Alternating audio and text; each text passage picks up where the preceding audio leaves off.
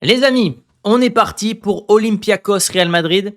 Un match ô combien important parce que c'est peut-être le dernier match de Xabi Alonso en tant qu'entraîneur du Real Madrid. Nul doute qu'un quatrième match sans victoire entraînerait le licenciement de Xabi Alonso, tant la pression est importante actuellement du côté de la Casablanca, tant l'ambiance est nauséabonde du côté du Real Madrid. On va parler de plein de choses parce que il y a des gens qui se réveillent, il y a des voix en Espagne qui sont en train de monter en puissance, des anciennes légendes du Real Madrid, des légendes du sport espagnol qui soutiennent publiquement Xabi Alonso. Ça me fait plaisir, ça me fait vraiment plaisir. Ça doit aussi faire plaisir à Xabi Alonso parce que je ne reconnais pas mon club, je suis très énervé. Alors j'essaye de peser mes mots pour ne pas sortir des insultes gratuites, même si je vous avoue que ça me démange. Et je suis triste. Triste de voir que cet homme-là, qui est venu avec l'ambition de faire passer un cap au club, de moderniser l'équipe, de révolutionner cette équipe, est en train de se faire rejeter par une partie du vestiaire. Et je dis bien une partie du vestiaire, puisque les noms sortent petit à petit. Donc on va voir tout ça dans cette vidéo. Évidemment, on parlera de l'Olympiakos, mais vous vous doutez bien que je ne vais pas passer une demi-heure à vous présenter le club grec et que c'est surtout la situation au Real qui est très importante aujourd'hui à vous expliquer. Donc on va voir tout ça, les amis, avec la presse, l'actualité, donc Real Madrid qui est bouillante, l'Olympiakos, comment ça joue, même si je connais aucun joueur là-bas, ma composition en direct et bien sûr mes pronostics en fin de vidéo grâce à mon partenaire qui vous offre deux bonus. 10 € offerts sans dépôt pour commencer et 100 € de free bet. Bien sûr, vous devez parier avec responsabilité car les jeux d'argent sont strictement réservés aux personnes majeures. Et on voit tout ça, les amis, juste après le générique.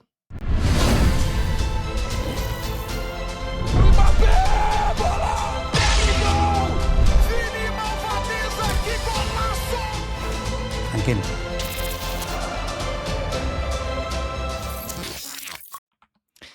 Avec As qui titre Réveil. Un réveil est attendu. Là, franchement, on peut dire les termes. La victoire ou la porte, malheureusement, pour Xabi Alonso, puisque c'est bien plus facile de se séparer d'un entraîneur que de la moitié de ses actifs et de ses joueurs. C'est la dure réalité de ce sport-là. Quand tu es entraîneur, tu as le rôle du fusible. Que ça se passe bien ou mal. Marca, quant à eux, parle évidemment de cette relation tumultueuse entre Xabi Alonso et Vinicius, lui qui a encore été remplaçant contre Elche, mais qui a fait une rentrée absolument catastrophique. Ça parle de Trent aussi, qui est attendu comme joueur qui doit progresser aussi et rentrer dans les plans de Xabi Alonso. Et ça parle que de ça, puisqu'après, sur Marca, c'est beaucoup lié aux récompenses. Il y avait un gala hier du côté de Marca, notamment Mbappé qui a gagné le trophée du Pichichi de l'an passé, etc. Donc, on ne va pas s'attarder là-dessus. On commence et on commence fort avec cette info de Jorge Picon. Plusieurs joueurs du Real Madrid veulent que Xabi se fasse virer. Donc c'est le même son de cloche qu'avant la trêve. Dans les mêmes infos. Leur relation avec l'entraîneur est rompue. Voilà. Quand il y a beaucoup de médias différents qui parlent de la même info, j'ai tendance à le croire. Il n'y a pas de fumée sans feu. Certains dirigeants importants commencent à penser qu'il est nécessaire de le virer. Certains dirigeants. Ça veut dire qu'il y a, pareil, dans ce club-là qui est immense, il y a des pro-Xabi, il y a des gens qui sont contre Xabi, et je pense que les joueurs, ils savent très bien où sont les courants de pensée, et ils jouent avec ça. C'est terrible. Si le Real perd contre l'Olympiakos, Xabi sera destitué. C'est Chiringuito. Bon, il n'y a pas de véritable surprise. Il y a une crise institutionnelle, il y a une crise sportive, de gestion des joueurs. Si tu ne gagnes pas ce match-là, évidemment que ça va encore plus péter. Donc oui, j'aurais tendance à croire Chiringuito. Et il y a, je ne sais plus comment il s'appelle, le mec de gauche là, qui est un pro Ronaldo. Si tout le monde avait couru comme Gonzalo ou Asensio, les choses seraient différentes. Ils savent ce que c'est que de devoir se battre pour accéder à l'équipe première. Ils me représentent vraiment. C'est exactement ce que je dis. Je préfère avoir une bande de jeunes comme Asensio, que je loue depuis quelques matchs, ou de Gonzalo, qui se mouillent, qui sont peut-être pas les meilleurs du monde, mais qui se battent avec honneur pour cette écusson-là, parce qu'ils savent évidemment que cette place à Madrid est une place rare et précieuse, plutôt que des enfants pourri gâtés qui passent leur temps à monter une mutinerie pour virer un entraîneur qui les embête à l'entraînement, parce qu'ils doivent regarder, vous comprenez, trop de vidéos. C'est embêtant de regarder des vidéos. Nous, ce qu'on veut, c'est scroller. Nous, on veut aller sur Instagram, on veut TikTok. Nous, les vidéos d'une heure, on n'arrive pas à se concentrer, vous comprenez? On en a marre d'être au Real Madrid. C'est un métier qui est compliqué, vous comprenez? Allez, cassez-vous. Certains remplaçants du Real Madrid apprécient vraiment les idées de Xabi Alonso et le soutiennent à 100%. Mario Cortegana, qui est un journaliste notamment qui est proche des Brésiliens, qui eux, pour le coup, ne sont pas pro Xabi Alonso. Cependant, certains titulaires s'y opposent. Vous allez le voir après. Un membre du personnel de Madrid a dit « On sent le pessimisme dans l'air ». Et ce pessimisme-là, les amis, on le sent même depuis le début de la saison. Souvenez-vous, alors que le Real enchaînait les victoires, il y avait toujours des bruits de couloir. Ça se plaît pas, les méthodes de Xabi Alonso ne sont pas bonnes. On sentait que ça puait et on savait que ça allait exploser dès lors qu'il y aurait une mauvaise série de résultats. La série de résultats qui est catastrophique, elle a lieu en ce moment, donc tout est en train de sortir, tout est en train d'imploser. C'est pour ça que la victoire est obligatoire et qu'il va falloir créer une dynamique évidemment positive. Il y avait beaucoup d'enthousiasme en début de saison et peut-être que cela se retourne maintenant contre nous. C'est vrai que normalement, il y a toujours une hype sur le début de saison, un nouveau projet, un espèce de moment de fraîcheur, comme le Barça l'a vécu notamment l'an passé sous Flick. L'immédiateté est rarement au rendez-vous et dans ce club, le niveau d'exigence est impitoyable. Ok? Donc impitoyable pour l'entraîneur, mais est-ce qu'il est impitoyable pour les joueurs? Parce que quand un joueur comme Vinicius demande le plus haut salaire de l'histoire du club, et donc le salaire d'un Cristiano Ronaldo, alors que depuis un an, il est bidon. Quand un Valverde commence à organiser une mutinerie alors qu'il n'apporte rien depuis un an, qu'il régresse et qu'il n'a strictement pas progressé, même au-delà de l'attitude qui est nauséabonde, bon, est-ce que là, l'exigence, elle est impitoyable? J'ai pas l'impression. C'est pour ça que je regrette que le match ne se joue pas au Bernabéu, parce que je suis sûr, je suis quasiment certain que le Bernabéu aurait pris position pour soutenir publiquement Xabi Alonso et aurait hué, conspué les joueurs qui organisent cette espèce de mutinerie en 2025. Xabi Alonso, et ça vous allez l'écouter, très intéressant ce que dit Nadal. Vous savez que c'est mon sportif préféré avec Cristiano Ronaldo, donc évidemment que pour moi c'est la sainte parole, ça me touche beaucoup quand Nadal parle du Real Madrid, c'est un vrai passionné du Real Madrid et ça fait quasiment, pas 10 ans, pas exagérer, mais 8 ans, ma première vidéo sur Nadal, où je vous dis que ce gars-là, un jour sera président. J'avais pas d'infos, c'était mon sentiment, et c'est en train de se réaliser. L'oracle.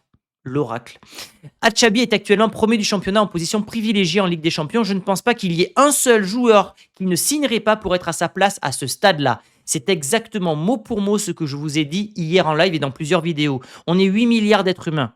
Il y a 4 milliards d'hommes, 4 milliards de femmes. Sur ces 4 milliards d'hommes, on va dire qu'il y en a 2 milliards 5 qui aiment le football.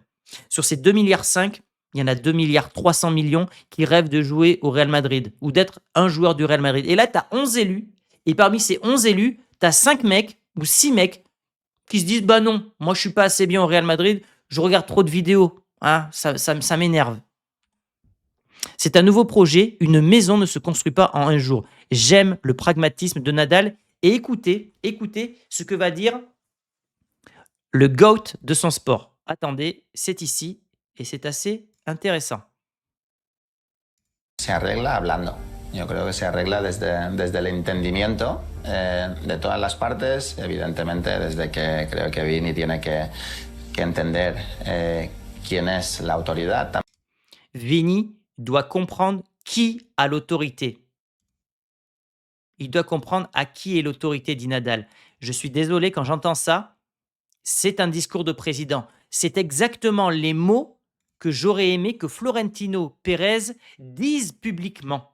C'est ça que j'attends d'un Florentino Pérez. On a l'impression que Florentino Pérez, aujourd'hui, est plus occupé à faire le projet Apple, à faire la NFL, à penser à la Super League qu'à son propre club. Ça, c'est les paroles d'un futur président du Real Madrid. J'aime beaucoup ce qu'il dit. On va revenir sur Nadal parce qu'il n'a pas terminé. Il doit respecter l'autorité. Cette situation peut se régler en discutant. Je pense qu'il le fait. Vini doit comprendre qu'il est acquis l'autorité du club et la respecter. Je pense qu'il le fait en se donnant à 100% chaque jour. Après, il nuance un petit peu.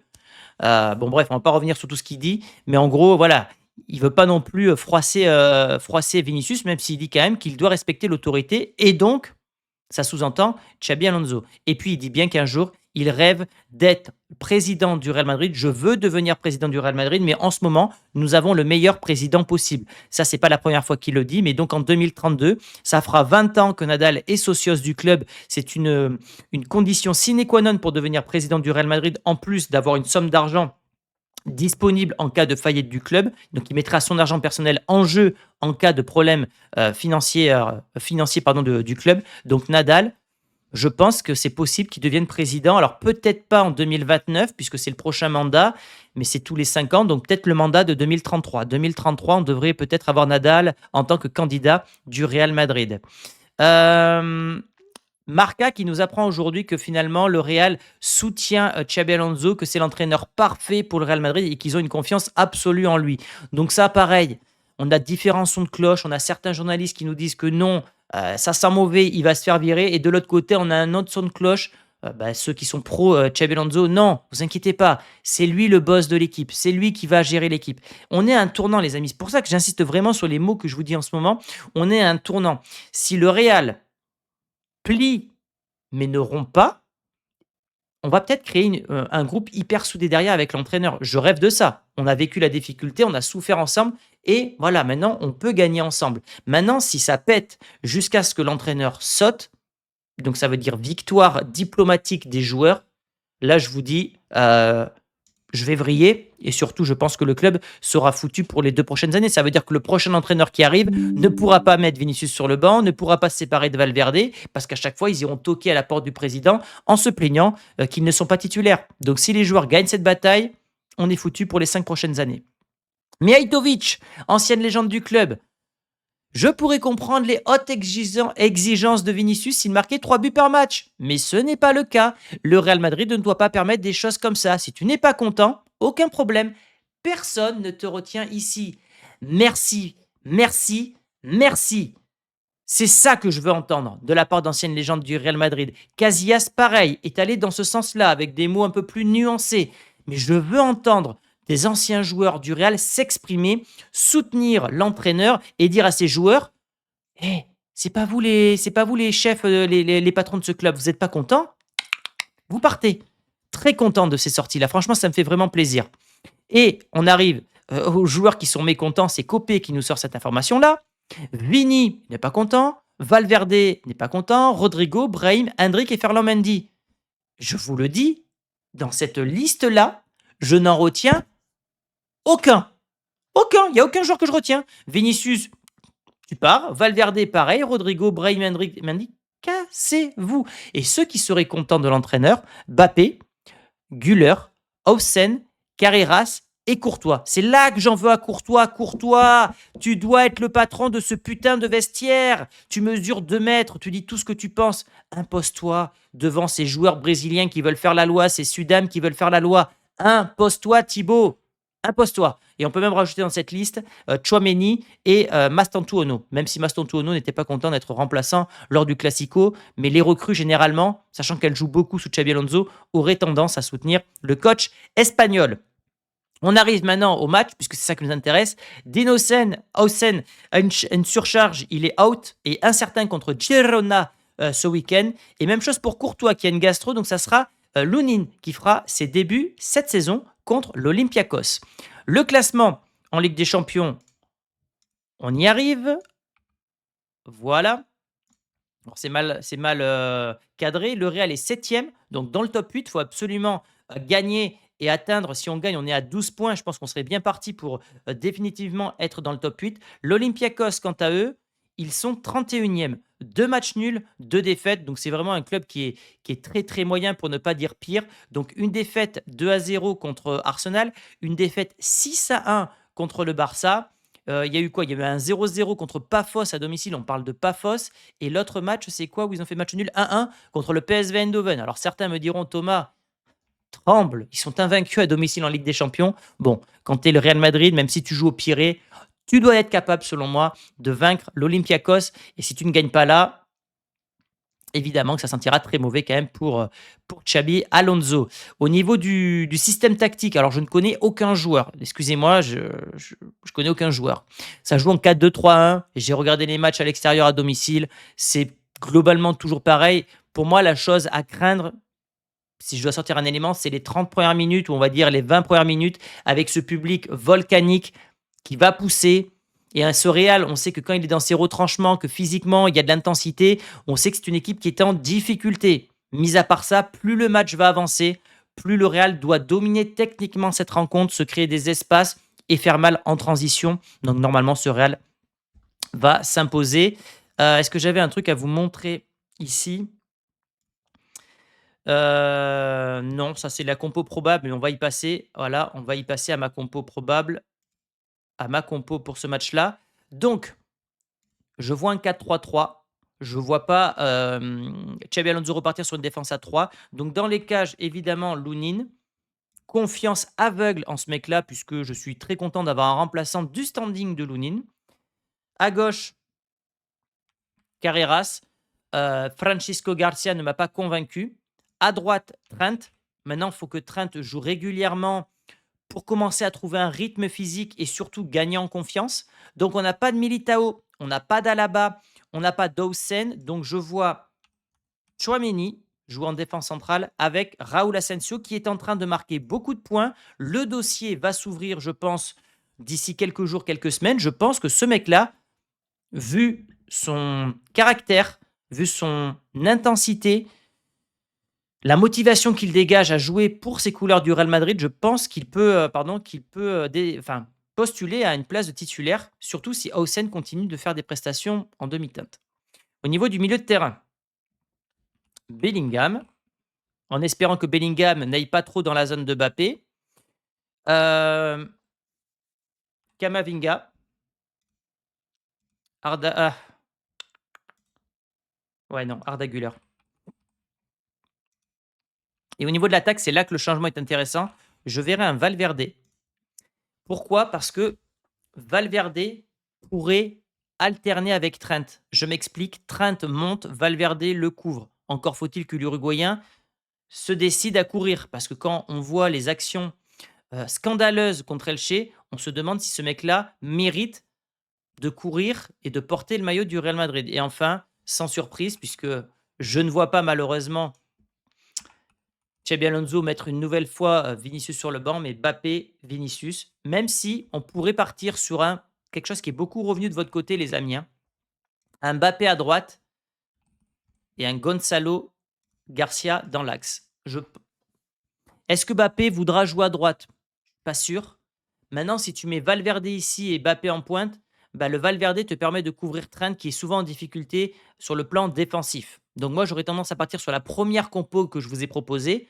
Mais j'avoue que cette attaque-là, et notamment la motivation, l'intensité que met ce garçon-là comme Raúl Asensio, c'est vrai que j'ai envie de le voir, d'autant plus que lui va aller dans la surface, ce que ne fait pas Kylian Mbappé. Mbappé ne couvre pas la surface, ne va pas mettre en danger les centraux. Donc j'aurais tendance à proposer aussi cette compo-là qui pourrait être très intéressante. On passe, les amis, au pronostic avec mon partenaire Unibet. Je mets les mentions légales. Vous avez 10 € offerts, vous avez 100 € sous forme de free bet et vous devez parier avec responsabilité car ce n'est pas une alternative au travail. Et voilà, on perd plus souvent qu'on ne gagne.